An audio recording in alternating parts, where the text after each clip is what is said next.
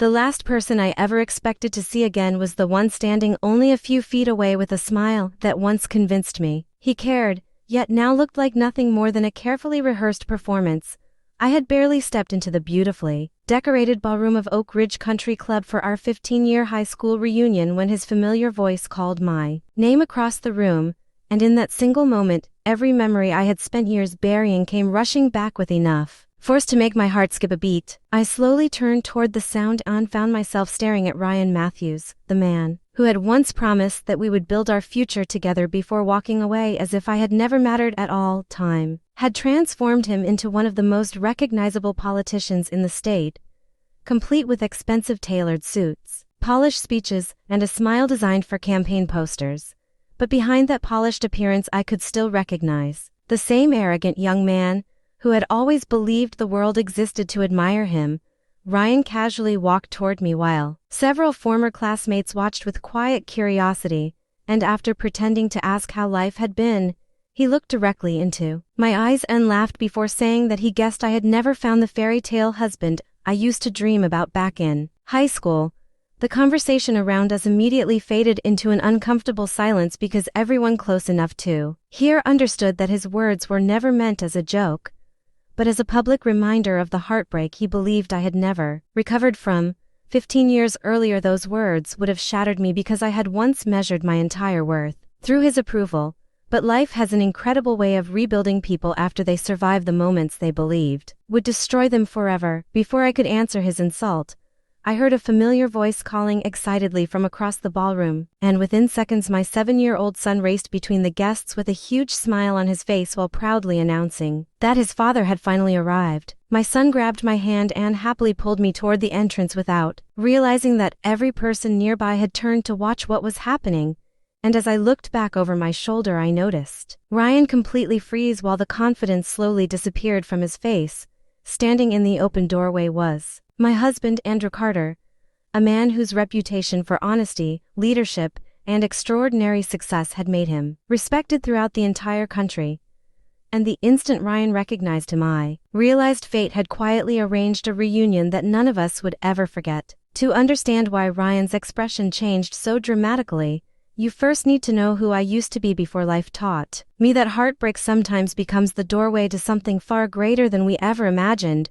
15 years earlier, I was an 18-year-old girl named Madison Harper, raised in the quiet town of Willow Creek by two hardworking parents who believed that character mattered far more than popularity, and they celebrated every achievement with the kind of love that made our modest house feel richer than any mansion. When I received a scholarship to study biomedical engineering at Westlake University, my mother cried tears of happiness while my father insisted on taking the entire family to the nicest restaurant in town, even though I knew he had quietly worked extra weekend shifts just so we could afford that celebration. Sitting across the table from them that night,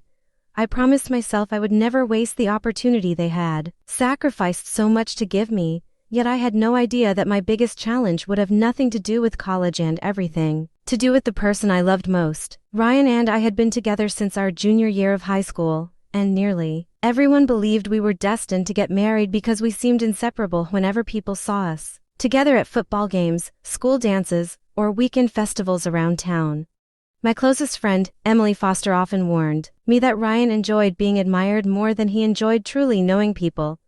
but I always defended him because I believed that the thoughtful version of him I saw in private was the real person hiding beneath his confident public image. Everything began changing during our first semester at college because Ryan quickly surrounded himself with ambitious students whose families were wealthy, influential, and connected to people who could help launch his political dreams long before graduation. Our late-night phone calls became rushed conversations, our weekend dates slowly disappeared behind endless excuses, and every time I questioned the growing distance between us he somehow convinced me that I was expecting too much instead of admitting that his priorities had completely changed. The relationship finally ended on a cold November evening when my phone lit up with a short message explaining that we wanted different futures and that continuing our relationship would only hold both of us back, leaving me staring at the screen in complete disbelief after years of believing we would spend our lives together. Only a few days later I learned from classmates that Ryan had already been secretly dating the daughter of a wealthy businessman for more than a month before ending things with me, and that painful discovery shattered every illusion I had ever created about the boy I thought I knew. For several weeks, I carried my heartbreak everywhere I went, dragging myself through lectures with a smile that fooled almost everyone while quietly wondering what I had done wrong to lose someone I had trusted with my entire heart. Then one rainy evening, as I sat alone in the university library surrounded by textbooks and unfinished research notes, I finally realized I had been asking the wrong question all along, because the real issue was never that I was not enough, but that I had given my love to someone who never truly appreciated it. That realization completely changed the direction of my life, and instead of wasting my energy trying to understand Ryan's choices, I poured every ounce of determination into my education and personal growth until my professors began recognizing my work as some of the strongest in the department. During my junior year, Professor Eleanor Grant invited me to join an advanced biomedical research team, telling me that I possessed an unusual combination of patience, intelligence, and determination that could lead to an extraordinary career if I refused to let self-doubt stand in my way. Encouraged by her belief in me, I applied for competitive graduate programs that I had once considered completely beyond my reach, and to my complete surprise I earned a full research fellowship that covered every expense while allowing me to continue developing medical technologies designed to improve the lives of thousands of patients. The following years were filled with long nights inside laboratories, endless experiments that sometimes failed without explanation, and moments of frustration that tested my resolve. But every challenge strengthened my confidence, because I was finally building a future that belonged entirely to me. By the time I earned my doctoral degree, I had published several respected research papers, accepted a leadership position at one of the country's fastest growing biomedical companies, and watched my parents proudly celebrate accomplishments that once seemed impossible for our small family to imagine. My father quietly hugged me after the graduation ceremony and admitted that watching me overcome heartbreak without allowing it to define my future had become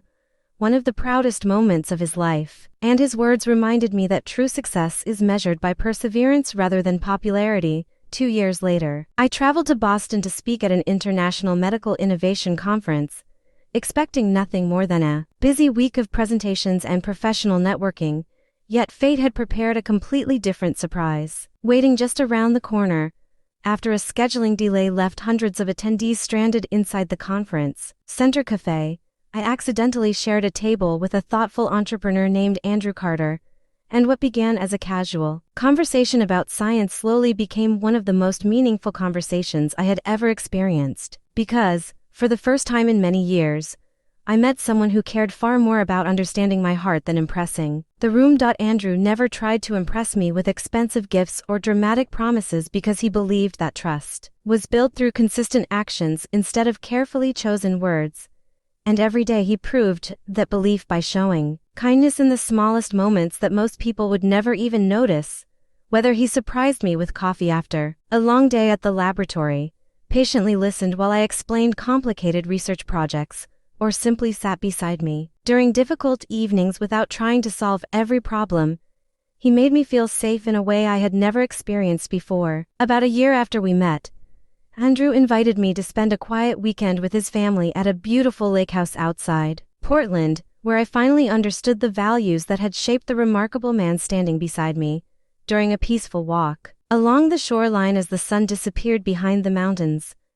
He gently held my hands and admitted that he could no longer imagine a future that did not include me. And hearing those words filled my heart with a peace that erased years of lingering pain from my past. We were married the following spring in a small garden ceremony surrounded by our closest family members and lifelong friends, choosing love, laughter, and meaningful memories instead of an extravagant celebration designed to impress strangers. 2 wonderful years later, our son Noah entered the world with bright blue eyes, endless curiosity, and a joyful personality that transformed our house into a place overflowing with laughter, bedtime adventures, weekend camping trips, and countless unforgettable family traditions that reminded me every day how blessed our lives had become. As the years passed, Andrew continued expanding the medical technology company he had founded with only a handful of employees, eventually turning it into one of the country's most respected healthcare innovation organizations, dedicated to creating life-changing treatments for patients around the world. Despite his growing success and national recognition, he remained the same humble man who still cooked breakfast on Sunday mornings, volunteered at local children's hospitals whenever his schedule allowed, and never allowed business achievements to become more important than spending time with his family. One quiet evening while we were cleaning the kitchen after dinner, an email notification appeared on my phone announcing the upcoming 15-year reunion for the graduating class of Westbrook High School, and my first instinct was to delete it without giving the invitation a second thought because I believed that chapter of my life had already ended forever. Andrew noticed my hesitation almost immediately, smiled with his usual calm confidence, and gently reminded me that I would not be returning as the uncertain young woman who once left that town heartbroken, but as someone who had built a beautiful life through courage, resilience, and unwavering determination despite every obstacle placed in her path. After thinking about Andrew's encouragement for several days,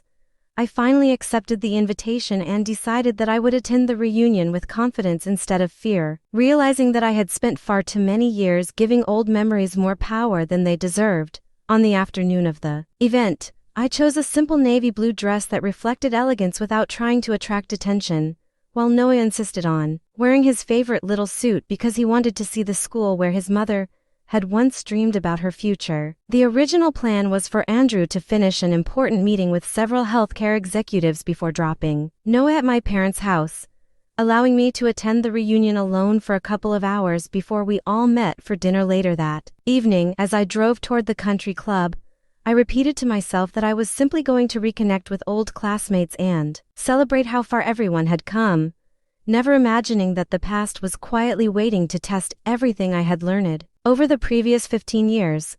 Walking into the ballroom felt surprisingly comfortable because many familiar faces greeted me with genuine warmth, and conversations quickly filled the room with laughter as people shared stories about their careers, families, and the unexpected journeys life had taken since graduation. Some classmates had become teachers, firefighters, nurses, and business owners, while others had moved across the country before eventually returning home, reminding me that every person in that room had experienced victories and hardships that could never have been predicted during our teenage years. Everything changed the moment I heard Ryan confidently calling my name from across the ballroom, because his voice carried the same self-assured tone that had once made me question my own value. Even though I had long since outgrown the insecurity he had planted in my heart, he slowly approached with several classmates watching nearby, smiled as though we were old friends, and then loudly joked that it looked like I had never managed to find the perfect husband I used to dream about, clearly expecting everyone around us to laugh while I stood there, embarrassed. Before I could answer, the sound of running footsteps echoed across the ballroom as Noah rushed toward me, with excitement shining across his face, happily announcing that his father had just arrived and was waiting by the entrance. After finishing his meeting much earlier than expected, I gently smiled, took my son's hand, and turned toward the doorway, completely unaware that the expression on Ryan's face was about to change forever the moment he recognized the man walking through those doors, because destiny had quietly prepared a reunion that none of us could have imagined. Ryan stood perfectly still as Andrew stepped through the entrance with the calm confidence that had always defined him, greeting our son with a warm smile before walking over to wrap one arm around my shoulders as though we were the only 3 people in the room.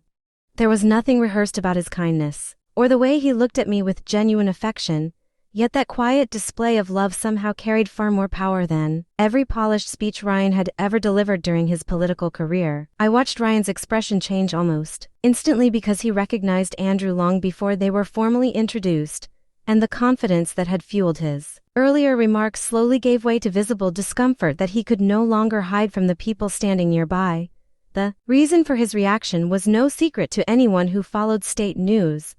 since Andrew had become one of the country's most respected healthcare innovators after building Carter Biomedical into an organization that developed life-saving medical technology used in hospitals across America. Only 8 months earlier, Ryan had built an entire political campaign around accusing Carter Biomedical of misusing public research funding, holding dramatic press conferences and television interviews while demanding investigations that attracted national attention despite having very little evidence to support his claims. After months of careful review, independent investigators completely cleared the company of every accusation and praised its financial transparency, leaving Ryan publicly embarrassed while Andrew refused to criticize him, believing that the truth would always speak louder than anger. Ryan finally forced a smile and walked toward us with his hand extended, introducing himself as though we had never crossed paths before.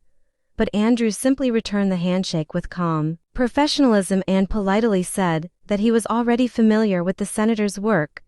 There was no hostility in Andrew's voice and no attempt to embarrass Ryan in front of our classmates. Yet that quiet confidence somehow made the silence around us feel even heavier because everyone watching understood exactly what had happened between the two men. Ryan cleared his throat and awkwardly claimed that he had simply been congratulating me on how well life seemed to be treating me, hoping to erase the insulting comment he had made only moments earlier before anyone decided to mention it again. I looked at Andrew for a brief moment before calmly explaining exactly what Ryan had asked about my fairy tale husband, and as several classmates exchanged surprised glances, I realized the evening had reached the point where the truth could no longer remain hidden. Before Andrew could respond, Noah looked up with the complete honesty that only a 7-year-old could possess and innocently said that the man standing in front of them had made Mommy look sad just a few minutes earlier, causing several nearby classmates to exchange uncomfortable glances. Andrew gently smiled at our son and calmly asked what had happened, giving Noah his full attention instead of reacting emotionally, while the growing crowd around us became so quiet that even the music from the other side of the ballroom seemed to disappear. Noah thought carefully for a moment before explaining that the man had asked Mommy a question that made her stop smiling, and then he proudly added that his mother never let rude people ruin her day because she always told him that kindness was stronger than anger. A few people quietly laughed at the innocent comment, but Ryan's forced smile quickly faded because the child's simple words carried more truth than any speech an adult could have delivered in that moment. Andrew finally turned toward Ryan with the same calm expression he had worn since entering the ballroom and said that life had taught him an important lesson, explaining that truly successful people never needed to make someone else feel small in order to feel important themselves. His voice remained respectful and composed, but every word landed with undeniable weight because everyone present knew that he was speaking from experience rather than trying to win an argument.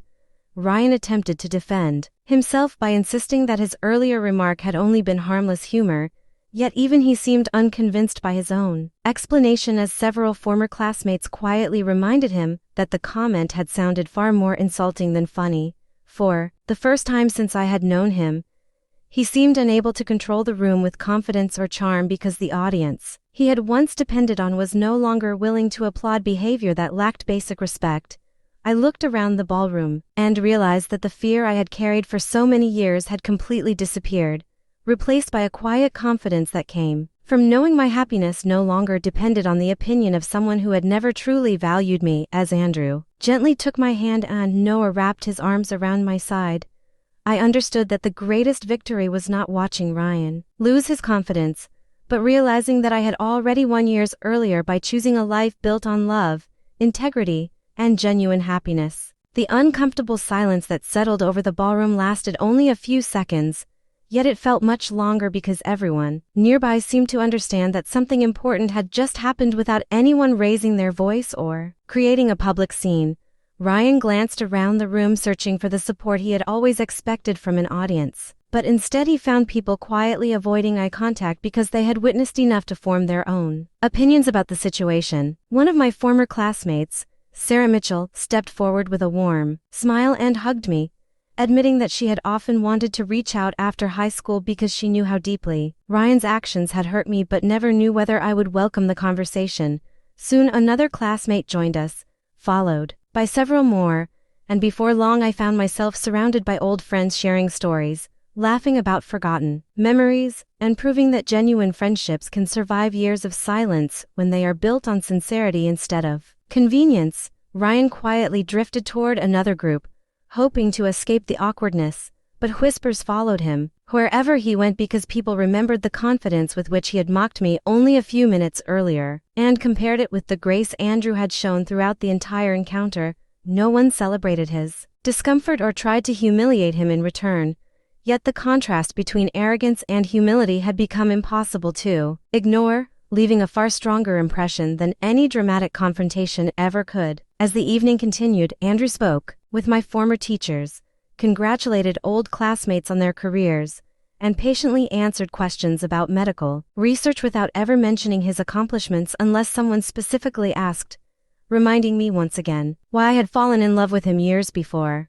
Watching him interact with complete strangers using the same kindness he showed our family at home made me realize that true character is revealed not during moments of success, but in the ordinary moments when there is nothing to gain from being compassionate. Later that evening, the reunion organizer invited everyone to gather for a class photograph, and as we stood shoulder to shoulder smiling for the camera, I caught Ryan looking in my direction with an expression that was completely different from the confidence he had worn earlier. That night, for the first time since we had known each other,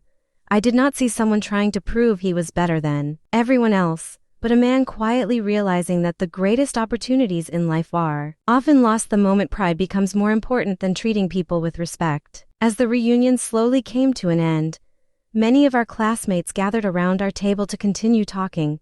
and I realized that the people I had once been afraid to face no longer reminded me of painful memories but of how much life can change when we refuse to let disappointment define our future. Several of them admitted they had admired my determination from a distance over the years, explaining that they had followed my research career and often shared news articles about the medical breakthroughs our team had achieved. One of my former teachers, Mrs. Henderson, walked over with tears in her eyes and told me she had always believed I was capable of accomplishing extraordinary things because I never stopped working, even when life became difficult enough to make most people give up. Her words touched me deeply because she reminded me that while I had spent years believing people only remembered me as the girl whose heart had been broken, many had actually remembered me as someone who quietly refused to quit despite every obstacle placed in front of her. Ryan eventually approached us one final time,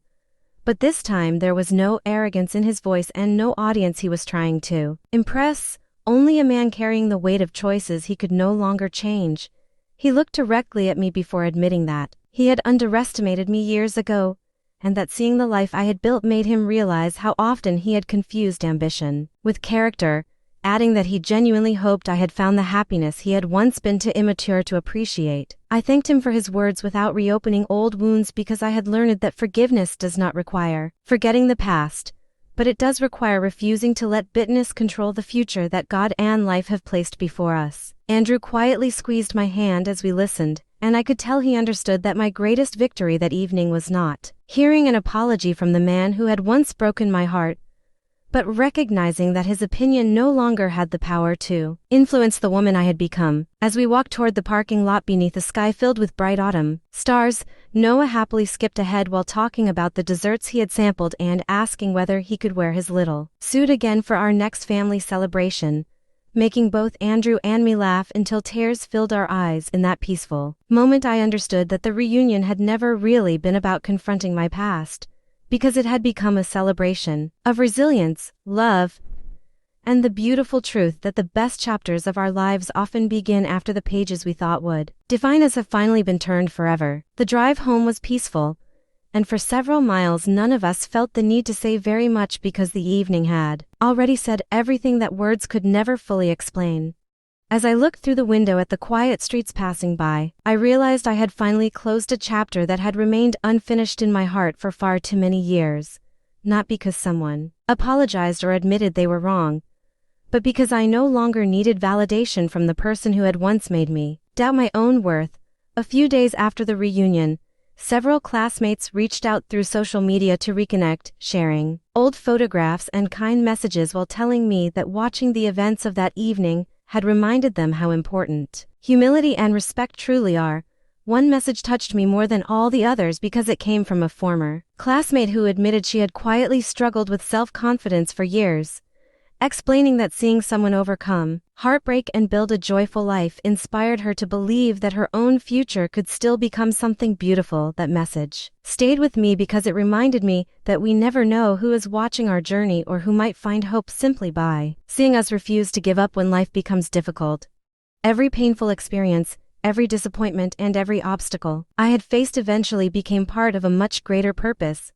proving that the hardest seasons of our lives often prepare us for blessings we could never have imagined while we were living through the struggle. Today, whenever I think back to that reunion, I no longer remember the cruel comment that once seemed so important or the uncomfortable silence that followed, because those moments have been replaced by the image of my husband smiling as he walked through those doors, and my son running toward us with complete joy in his heart.